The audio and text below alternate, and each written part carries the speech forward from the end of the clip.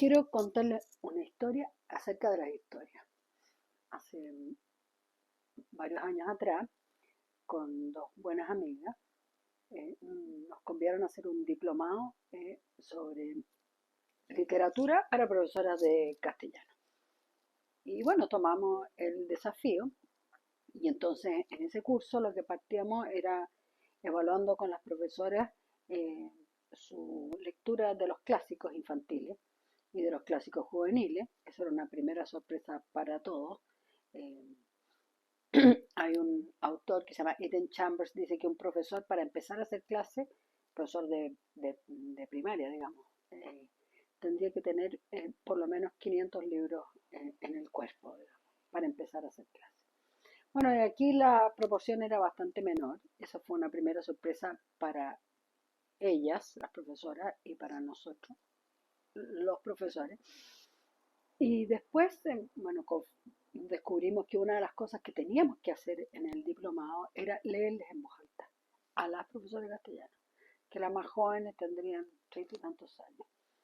Y entonces empezamos a leer en voz alta. La Isabel Tena empezó con un gran arte a leerles todas las clases algo, una poesía, un cuento, un extracto de una novela, el inicio de una novela clásica como Mujercitas, como Tom Sawyer, etcétera.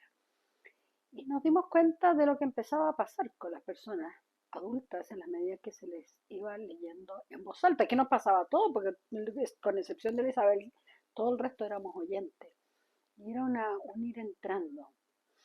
Y entonces había una profesora que llevaba varios años haciendo clase que empezó a decir, no, es que a mí en realidad no me gusta leer y de verdad es que yo no voy a leer y voy a pedir que sea profesor de matemáticas, pero no voy a pedir más ser profesor de castellano porque he descubierto aquí que no me gusta leer y que, bueno, y que para mí es importante que a mí me gusta leer, que me guste leer y que haya leído.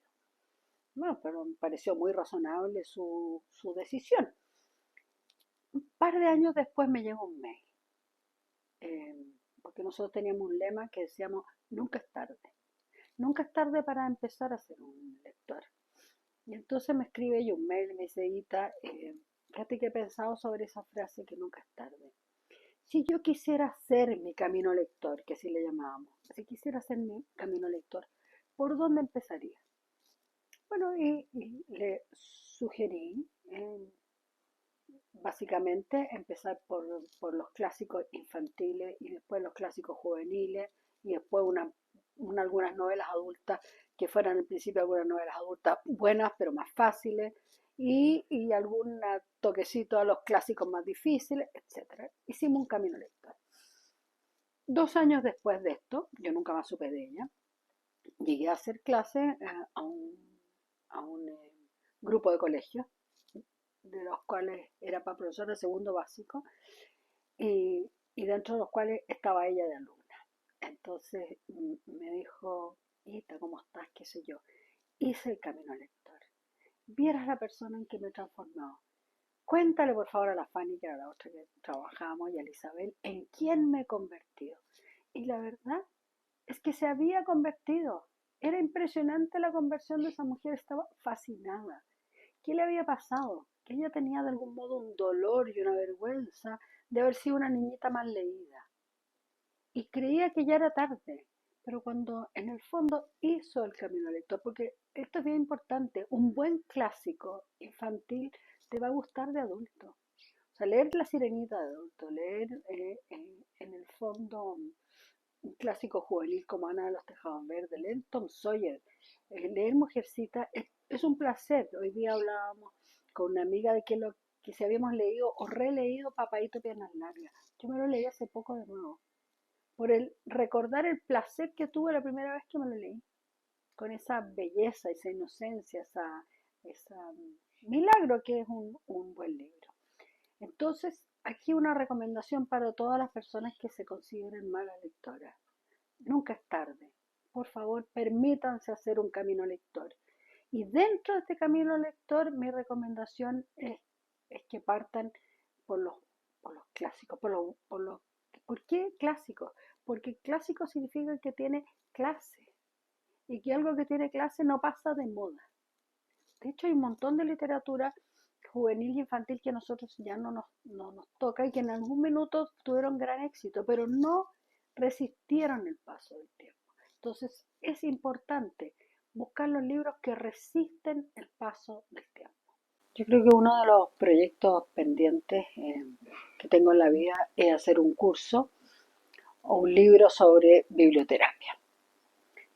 ¿Y qué significa la biblioterapia? Significa o tiene que ver con el poder sanador que tienen los libros, los cuentos, la poesía, el buen ensayo, en general un buen libro de espiritualidad, tienen un poder sanador.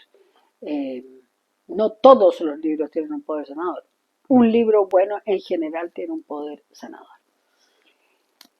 Hay algunos libros sobre este tema de la biblioterapia. Hay uno que se llama así tal cual, Biblioterapia, de un autor de origen Mark Oaknin, yo creo que es no, no sé si es búlgaro o turco su apellido. Eh, Ese libro está bellamente escrito. Otro libro sobre biblioterapia que les recomiendo, uno que se llama El amor, la muerte y el tiempo, de Jesús Priego, un sacerdote mexicano. Un libro bellísimamente bien escrito y además muy sugerente. Él, en varias veces lo hemos citado. Y hay otro que se llama Manual de Remedios Literarios, que no está tan bellamente escrito, ni tampoco comparto tanto las sugerencias de lectura, pero igual puede ser un punto de entrada interesante. Ahora, si yo quisiera contarles sobre mi experiencia aquí o algunas anécdotas de cómo en la consulta yo he tenido la experiencia de que ciertos extractos de libros eh, hayan sido sanadores, tengo muchas. Y quiero contarles algunas, a lo mejor en niños y otras en adultos. Un día vino una chiquilla, cuando yo todavía veía jóvenes, de 14 años, y, y su abuela se estaba muriendo. Y para ella su abuela había sido muy importante. Y en el fondo era tal su dolor ante lo que estaba pasando que había decidido no ir a ver a su abuela.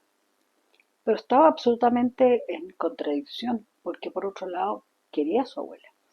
Y entonces leímos un libro infantil que se llama Nana Vieja, de Ediciones Ecaré, en que cuenta la historia de una nieta chanchita y su abuela cerdita, digamos, y un poco cómo la abuela empieza a arreglar sus asuntos y se empieza a despedir de ella.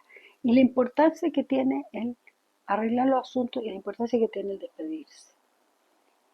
Y bueno, le leí este cuento, se le caían las lágrimas, no cuestionó que yo le estuviera leyendo un cuento infantil a una chiquilla de 14 años. El, el, el, el cuento está tan bien escrito que traspasa todo. Y le llegó directo al corazón y dijo, voy a tener, o sea, quiero despedirme de mi abuela, quiero seguir yendo. O sea, el amor fue más fuerte que el miedo. Y eso solo lo pudo ver, no tanto hablando de ella, sino verlo un poco en tercera persona, que es lo que a uno le pasa cuando lee un libro. Otra anécdota. Tenía yo un paciente chiquitito, segundo básico, que tenía una profesora bastante bruja, hablando en verdad. Y él era bastante disléxico, hablando en verdad también. Pero la mujer no era dura, no sé si cruel, pero muy dura. Él le tenía bastante miedo. Y además, él era una persona de tal capacidad de vincularse que si hubiera tenido una profesora amorosa hubiera le aprendido cualquier cosa, porque uno le aprende a una profesora. O sea, el vínculo de aprendizaje es también un vínculo de amor. Pues bien, este niño que vino para acá, entonces tuvimos que aprender a tener menos miedo. Y de las cosas que más le ayudaron a tener menos miedo fue la oración de Teresa de Ávila. Nada te turbe, nada te espante, todo se pasa, Dios no se mueva. Fíjese, segundo básico, esa fue la oración poema que más le ayudó a calmarse. Notable.